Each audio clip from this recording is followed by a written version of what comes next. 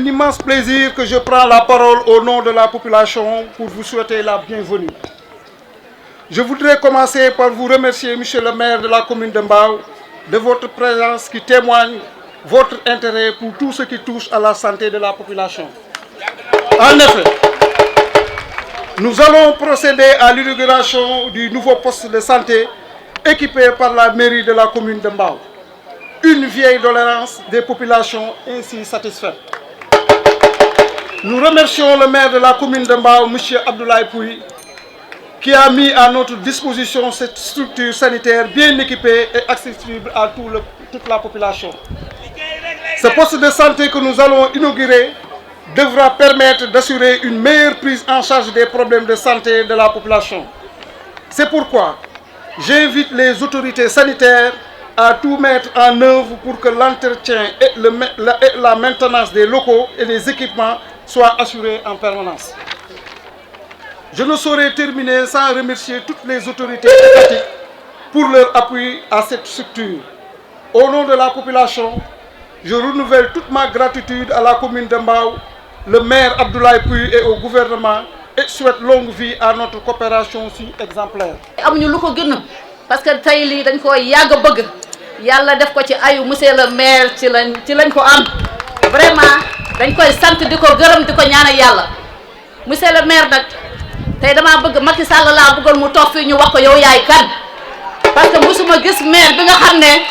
ku ko soxla mu ubbi la portam politique taxul ñu koy wax yàlla rek moo tax ñu koy wax xeebul benn nit ci bureau ñun ñëpp nu ñu neexee la ñuy duggee ci bureau lii ñu am tey ku ci nekk dugg nga bureau ñaan ko ku ci soxla du la yàkkamti ci heure yi ngay def ak moom man mosuma jël rendez-vous ci bureau keneen noonu ci mbedd mi laay toog rek su ma gisee ñi nga xam ne ay collaborateur am ñu nga xam ne nag dañoo topp ci ginnaawam vraiment di ko jàppale mu xam ko mu ñàkk koo xam ndax ñun dañuy nekk fépp soo waxee ne dama soxla monsieur le maire bu ñu amee ak moom réunion ñu ne ko am na ku la soxla fee de doo yëg ba sa téléphone sonné ñu ne la monsieur le maire neen na nga ñëw soo ñëwee nga wax fa fulla nga wax sa fayda du la yàkkamti bu fekkee ne mu ngi ci biir dëkk bi te loolu la ñu bëgg ci kilifa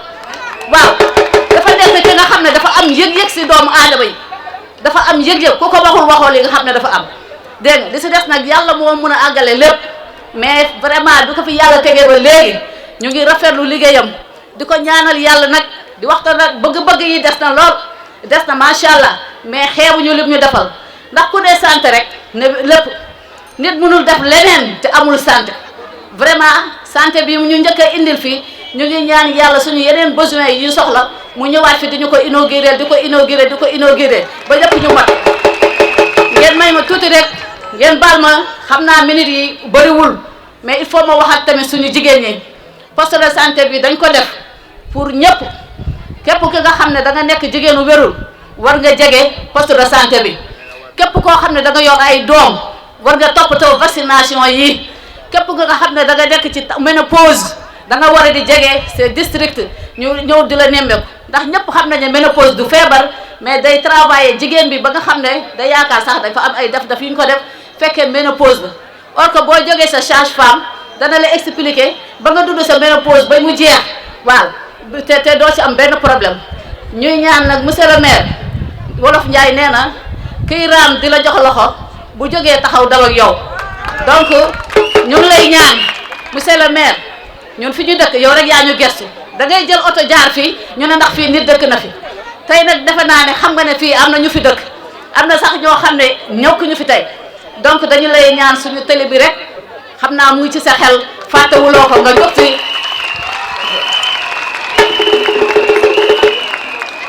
di la ñaan aussi que xam nañ ne yem bi diis na ndax du fii rek nga am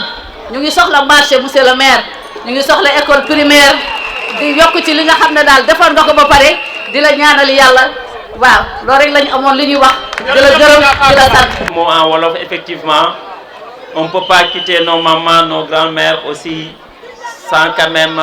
prononcer quelques mots en wolof di wax ne dañuy sant yàlla ci bés bi ndax ñëpp d'accord nañ ne bés bi bés bu am solo la ci quartier bi mais bés bu am solo la ci Mbao parce que soo xoolee koñ bi su nit feebaree dina jéggi autoroute à péage jaar ci passerelle dina jéggi TER bi jaar ci passerelle jéggi la route nationale numéro 1 jaar ci passerelle pour mën a yegg ci poste de santé bi gën a jege. yaakaar naa ñëw naa fii ñu di ci wax wala bi ma leen recevoir maire yi su ma juumul ñu ne am na benn femme ba nga xamante ni yàlla mu ngi ko may boppam ci kaw passerelle bi imam bi taxaw na ma sama soxna rakk la j'avais eu froid au dos sama yaram daw ma ne lii de xaw ma ñu man xaw ma mënuñu xaw ma ndax suñu compétence wala du suñu compétence waaye dañu koy def ileeru gumba moom du xàmmee lu mu war a bayax lu mu war a bay na fi jege rek si la ñu taxawee nag conseil municipal bi jàpp ci mën na leen na amaguñu poste de santé waaye suñu ko amul sax nañu ko abbi wala nañu ko ñaani wala nañu ko luye waaye nañu fexe waa koñ bi ñu am fu ñuy fajoo. Au début on n'avait pas de budget pour ça te bëgguñu woon bëri bii raw ñu man ak sumay nit ñuy génn suñu poste chaque fin de mois ñu di ko fay ba ñuy defee budget bu bees bi conseil municipal bi àndandoo ak man ne léegi conseil bi ñoo jël lépp en charge bi ñu ko defee aussi seet naa les ministres bi nga xamante ne moo yor santé ma ne ko am nañu lii waaye am na lu des muy matériel muy infirmier muy aussi lu mel ni beneen terrain bu ñu am bu gën a yaatu bu ñu war a tabax moom le ministre de la santé xamal nañu de dina fexe ba jaarale ko ci maire bi ba terrain boobu ñu am ñu tabax ko poste de santé ba nga xamante ni ça sera digne de son nom ma di ko sant fii di ko gërëm di ko gërëm waaye nag ni ko Kocc Barma waxoon waa ji mu ne ko kenn mënu laa wax loolu amul buur yónni ko ne ko soo demee signalé nee leen ne maa ngi ñëw mu dem wax ko ñëwaat buur ne ko yow waxoon nga ñaari wax mu ne banaax ban mu ne yaa na ma woon ne kenn du la yónni te yónni woo ko yaa na ma woon ne kenn mënu laa fenloo mu ne ko buur ba nga ma yónnee nee naa la jottali ma fasu karawaasu fas bi dem nga jox ma ko bon yónni naa la mu ne ko dëgg la mu ne ko ba ma demee dama ne leen ne buur nee na mu ngi ñëw waaye ba ma koy wax benn tànk baa ngi ci kaw fas bi benn baa ngi si suuf xaw ma ban mooy fekki moromam mu ne ko bon fenloo ma la bi ñu gisee autorités yi nag wallaahi wax nañ ne dinañu fexe ICP dina ñëw dinañ ñu jàppale ci li nga xamante ni mooy matériel waaye dinañu jàppale ñu tabaxal ñu suñu terrain bi ñu ko waxee ñun ak ñoom ak yàlla di ay kilifa di ay autorité am nañu yaqin bu wóor na dinañu jàppale ba loolu am donc loolu la ñu wax terawul nag am na ñuy jaar suuf di wax leneen am na ñu gëmoon na tey lii du am na ñu gëmoon na tey lii du ubbeeku parce que am na lu ñu wax ba jàpp ne yàqu na waaye yàlla fu muy defaree loxo yeggu fa day sotti incha allah bi ñu fi jëkkee ñëw may nuyu suma maire Ndioufa ak Aminta Koli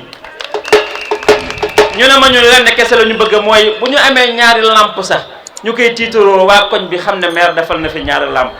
mais nag waxuma leen ñaari lamp yi dina ëpp ñaar waaye leneen ak leneen dina ñëw ba nga xamante ni di ngeen am leneen loolu tiitaroo bon ñu sant yàlla bu ñu jàppalee ba lii tey mën a sotti te bu ñu continuer ñu ànd ñu defar suñu commune leneen dina ñëw j'ai l'habitude de dire que période politique day passé période opposition day passé yàlla bu tegee kenn na si ñëpp ànd jàpp su doxee ñëpp la doxal su yàqoo ñëpp ay perte su élection ñëwee ku nekk àndal fu la neex faralaax ku la neex ku mu neex nga taxawal sa ndënd mais dañu si jàpp lii mu dox dafa war a dox c'est pour la population nous nous devons à la population.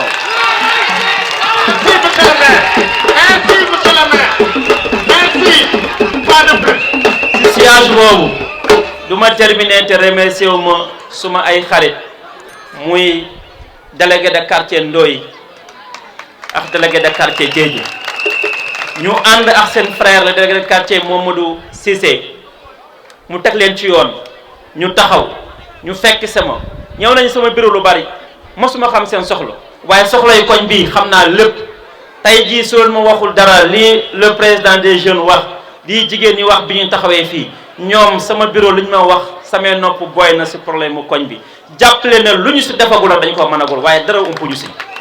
te loolu su mënee am c'est parce que seen délégué yi ñoo taxaw am taxawaay bu mat sëkk li leen koñ bi di doyee matal nañu ko ba mu mat sëkk merci à ces deux délégués mais aussi ak Mamadou Cissé bi ñu àndal ba loolu lépp mu sotti sous-préfet ñu ngi lay gërëm di la sant sous-préfet dafa ñëw su ñun yàggul mu ne ma dama bëgg a xam dëkk bi xam ay ruq yu bari tey bi ñu àndee mu ne ma maire xaw ma woon ne fii si yow la bokk ma ne ko fii lépp suñu la bokk bon xam ngeen ne li ñu war bari na li ñu sas bari na moom nag aussi mu taxaw dañu accompagner su lu bari ci ay conseils d'abord mais aussi si ay orientation mu bëgg fépp mu xam fa moo tax lu mel ni bu ñu koy def dañuy bëgg mu teew waaye fu ñu ko woo mu ñëw si suba tey il était hors de la région mais bi ma ne ko tey la dafa bàyyiwaat lépp ñëw fekk sañ ànd si ak ñun su lii bon sous-préfet ñu ngi lay gërëm di la sant ci taxawaay bi nga xamante ni am nga ko ci mbaaw xam naa ne am na la ngeen si yeneen communes yi waaye bi nga am ci mbaaw ñu ngi koy manifester si suñu contentement mais di fàttali aussi jigéen ñi am ngeen bés buy ñëw muy le 8 mars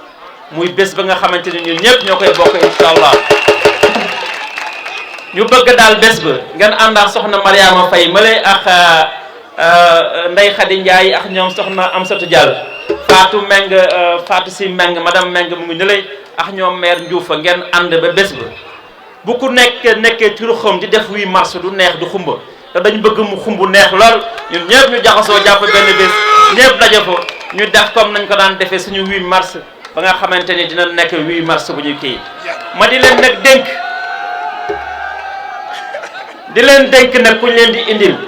suma xarit la suma jigéen la liggéey naa ak moom juróom-benni at biñ na ma am na kuy ñëw fii mooy ne fii xaw ma woon kan la mu dugg ñu ne ma ñu ngi lay présenter madame Thiam suma sœur la moom xam na la mu koy wax moo asupuy la woon ñu nekk jaar fu ne ni ma asupuy jàppe noonu la ma jàppe woon tey su ma ñëwaatee fii ñu ne moom la ñuy tegaat si poste de santé bi suñu xel day gën a dal madame Thiam yal na yàlla defal la fi jàmm yàlla gunge la dénk naa la population bi dénk naa leen madame Thiam ngeen jàppale ñu ko bu baax a baax wax jaa ngi bëgg a guddi maa ngi gërëm ñëpp di sant ñëpp salaamaaleykum wa rahmatullah. ñu ngi nuyu aussi jigéen ñi fi teewee ñëpp ñi nga xam ne ci koñ bi lañ dëkk ak ñi dëkk Petit Mbao Grand Mbao yéen ñëpp ñu ngi leen di nuyu. waaw di nuyu aussi jeunes yi fi nekk ñi ma àndal di liggéey yéen ñëpp maa ngi leen di nuyu monsieur le maire man moom xam naa ni li ma war a wax ci moom dafa bari waaye xaju fi ndaxte dañ naan rek dafa defaat jéego ci santé defaat jéego la ñuy wax ndax ginnaaw bi mu tabaxee poste de santé bi nekk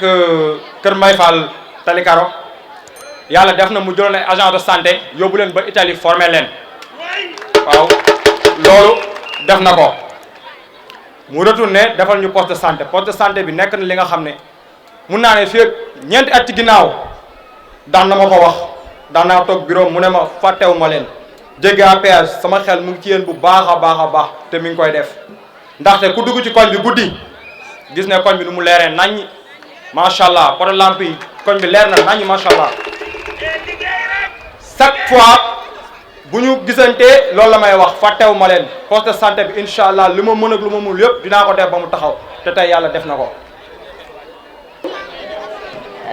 Monsieur le sous-préfet, monsieur le maire de Mbao, messieurs les délégués de quartier, les notables, les imams, mesdames, messieurs les membres du conseil municipal, mesdames, messieurs les techniciens de santé, mesdames, messieurs les membres du comité de développement sanitaire, mesdames, messieurs les bajenu gox et relais, chers invités, chère population de Kër Mbay Fall. C'est pour moi un honneur et un grand plaisir de participer à cette cérémonie d'inauguration d'un nouveau poste de santé à Kër Mbay Fall, qui a été possible grâce à la vision de monsieur le maire qui a bien voulu s'engager dans ce nouveau défi. Cette cérémonie témoigne encore une fois des efforts consentis par monsieur le maire, qui a déjà enregistré beaucoup de réalisations dans le domaine de la santé. Je vais citer la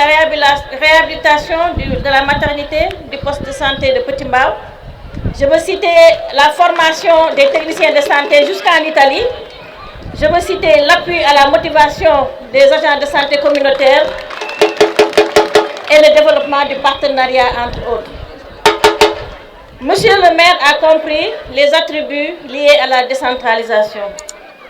Cette action entre en droite ligne dans la politique de santé de notre pays, définie dans le plan Sénégal émergent, en phase avec les objectifs du développement durable et vise à approcher davantage les populations des structures de santé. La commune de Mbao est une des 5 communes de l'arrondissement de Thiaroye. Et cette commune couvre 4 postes de santé, dont le poste de santé de Keur Mbaye Fall. Et aujourd'hui, on a un 5e poste de santé. Cette commune est la plus peuplée du district de Mbao avec un total de 117 745 habitants. Et la population de Keur Mbaye Fall représente près de la moitié de la population de la commune. Toutefois, une partie de cette population de Keur Mbaye Fall est inaccessible au poste de santé de Keur Mbaye Fall du fait des travaux de l'autoroute à péage, mais également récemment du projet du train express régional. Ce poste de santé secondaire va participer à l'objectif d'amélioration de l'offre de services et l'accès des services de santé de base pour un meilleur bien-être des populations. Je voudrais saluer ici les efforts de l'ICP, l'infirmier chef de poste de Keur Mbaye Fall, les efforts de la maîtresse sage-femme de Keur Mbaye Fall, mais également les efforts de tout le personnel du poste de santé de Keur Mbaye Fall dans l'amélioration, consentis dans l'amélioration des indicateurs concernant la santé de la mère et de l'enfant, mais également dans la prise en charge des populations. À coup sûr, ce nouveau poste de santé devra permettre d'assurer une meilleure prise en charge des problèmes de santé des populations de Keur Mbaye Fall, en particulier dans le domaine de la santé de la mère et de l'enfant. Et ce poste contribuera davantage à l'atteinte des objectifs et la lutte contre la mortalité maternelle et néonatale. Le médecin-chef du district sanitaire de Mbao, Mbao, monsieur le délégué de quartier, monsieur les imams, honorabilités religieuses et coutumières, mesdames les responsables des associations de femmes, messieurs les responsables des associations de jeunes, mesdames, messieurs les membres du conseil municipal de Mbao, au nom de son Excellence, le chef de l'État, le président Macky Sall, au nom de monsieur le ministre de la Santé, nous avons un grand plaisir d'être avec vous aujourd'hui à Keur Mbaye Fall, Kamb, à l'occasion de l'inauguration de nouveaux postes de santé. À cette occasion, je voudrais avant tout adresser nos très sincères félicitations à monsieur le maire de la commune. Monsieur le maire, vous avez compris le sens de la décentralisation. Vous avez compris le sens du transfert de compétences. Vous savez que la santé est une compétence transférée au conseil municipal et vous l'avez bien pris en charge. Vous avez pris en charge un besoin des populations. C'est en cela que la décentralisation a un sens. C'est en cela que l'acte 3 a un sens. C'est la prise en charge des besoins des populations par les collectivités territoriales. Ce poste de santé, comme vous l'avez dit, vous venez de le réaliser avec l'appui de Madame le médecin-chef du district, mais aussi avec l'appui de d'autres partenaires qui ont bien voulu répondre à l'appel du conseil municipal, à votre appel, monsieur le maire, pour faire en sorte que cette doléance soit satisfaite. Soyez-en remerciés au nom de l'État du Sénégal. Madame le médecin-chef du district, votre carte de santé vient encore de s'élargir. Et comme vous l'avez dit, cela va certainement améliorer vos performances, vos résultats. Voilà pourquoi nous appelons en cela à ce que l'infirmier chef de poste et tout son personnel sachent prendre en charge effectivement les besoins des populations et les objectifs que nous avons en matière de santé.